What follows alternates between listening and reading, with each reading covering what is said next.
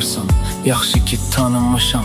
Sən qoxan nəfəsimlə saçların daranmışam. Gözlərin mavi dəniz, şəffafdı saf sular tək. Hisslərim yağan yağışdı, səninlə islanmışam. Bəsimdir nə qədər varsan, bəsimdir hər baxışın. Səninlə həyat gözəldir, zamanın hər axışı. Sən mənim nazlı bəstəm, sən mənim musiqimsən. Gülüşün vətənimdir, doğmadı hər qarışı. Gəl sənlə bir and içək, şahidi Tanrı olsun. Sevgimiz ölənədək, əbədi daim olsun. Sarsılmaz məhəbbətlə oyanaq sabahlara. Səninlə günahlarım çevrilib savab olsun. Sənə olan hisslərim sevgidə tərəzidir. Günlər keçir aylara, illəri əvəz edir. Fəsillər sənlə ötür, çiçəklər açır sənlə. Könlüm könlünə aşiqdir, uçmağa həvəs edir.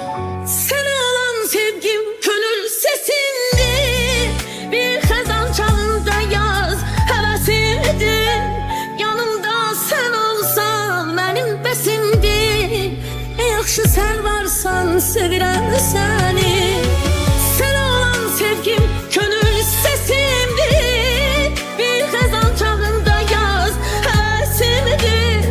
Yanımda sən olsan mənim bəsimdir.